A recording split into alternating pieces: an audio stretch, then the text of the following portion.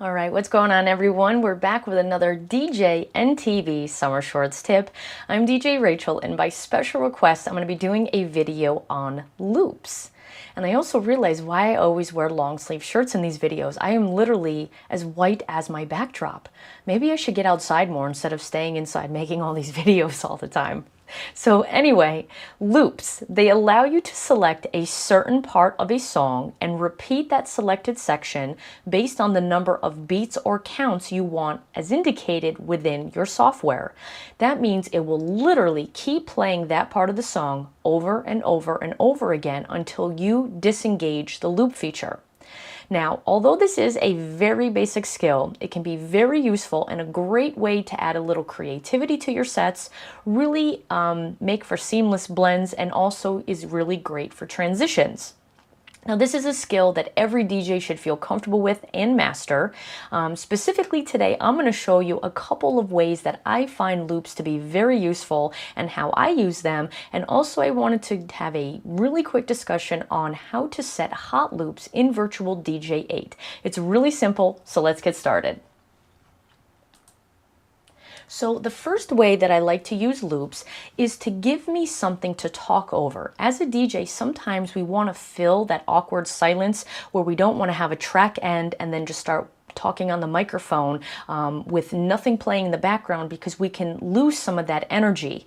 I like to use this maybe at some more casual events where they want to make an announcement, but again, you just don't want to cut the music. It's great for raffles and of course for our wedding party introductions, to give us something to talk over to keep that energy kind of up. So one of the examples that I can use is Party Rock Anthem. It has a great beat, high energy, it's a simple track to talk over, and I usually like to leave the crescendo part and that first infamous Party Rock Anthem beat drop saved for the VIP couples, the bride and groom, when they finally walk in the room.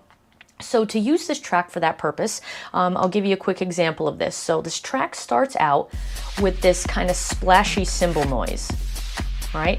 Now I would find that annoying constantly hearing that over and over again. So if I were to use this for my wedding party introduction, I would actually advance this track a little bit and set another hot cue where I'm not picking up on that cymbal swishy noise. So right about here, okay? So now every time I hit that, you'll see that it doesn't have that cymbal noise. Okay, so now if I were to use this to talk over for my introductions, and I'd obviously want this looping, I don't want to keep hitting this over and over again myself. Every 8 counts me having to hit this button because I have a lot of other stuff going on.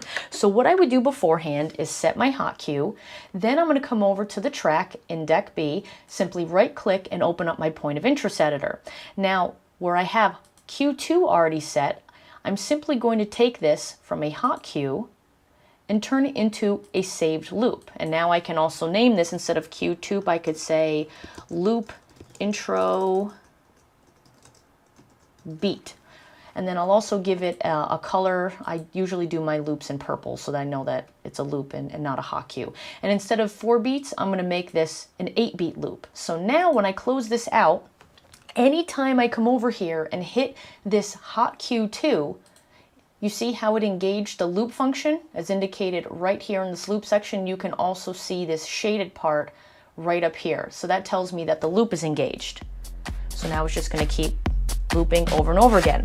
So a great way to do this, again, I'm doing this on the fly, please pardon me, but it could be something, thank you ladies and gentlemen for joining us this evening. We're so happy that you're able to be a guest part of this special event. We want you to get up on those feet, clap those hands, make a lot of noise as we welcome our VIPs of the evening, Jenna and James. Yay, everyone's cheering now. And then now the beat drops. Okay, so that is one way that I use the loop function. I usually like to talk over them.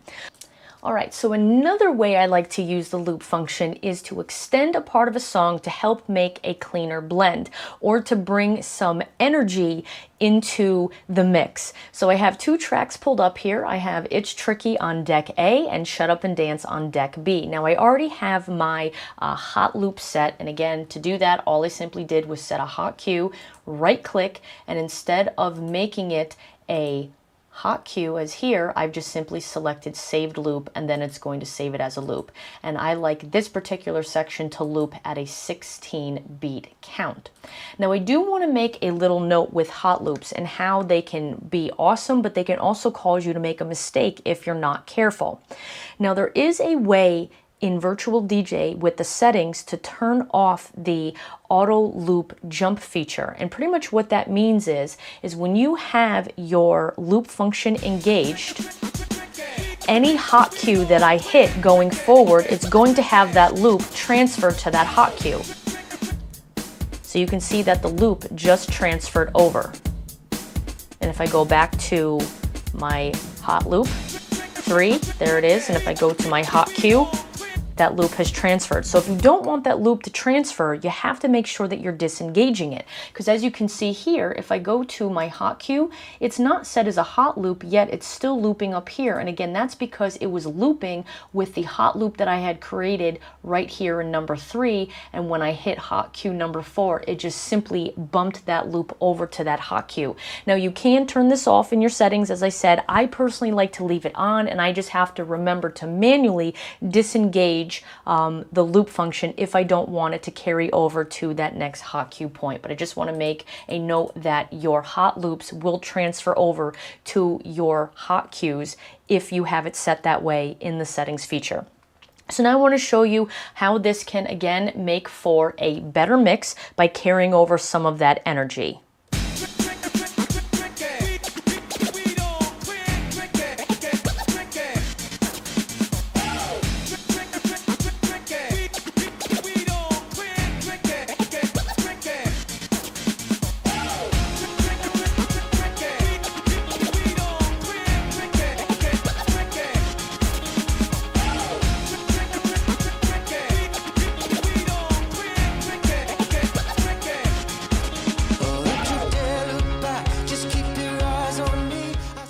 So as you can see, it was a great remix point. It carried some of that energy over, and then I slowly faded out the beat as the Shut Up and Dance track kind of picked up the vocals. So this is a great way, again, to blend two tracks together by setting these hot loops.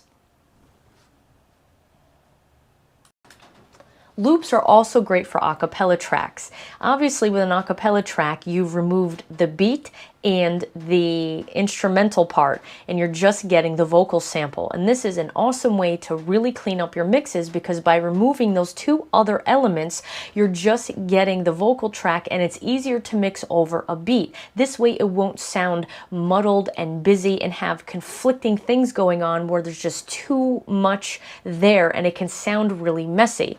However, some acapellas don't have the energy to really keep a mix going. So unless it's an epic song where you know people are going to chant and it gives you that goosebump feeling when it drops, most acapellas aren't going to hold a mix on their own. A great example of this is Mr. Saxo Beat, the one that I have loaded in Deck A. Now it's a good song, but on its own, the acapella really isn't enough to keep the energy going.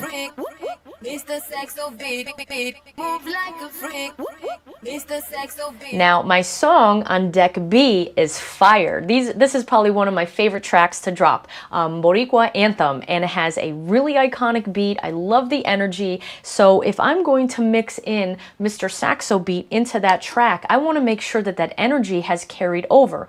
Now, I have noticed that on this particular version, the beat at the end where I probably want to start mixing isn't long enough to carry over the vocal portion here in Deck A. So this is where my hot loop is going to come in to make sure that this song keeps looping and looping and looping as I'm mixing in Mr. Saxo Beat. So let's take a look at how having a beat over an acapella can keep the energy up. Okay, so now let me play my song in Deck B.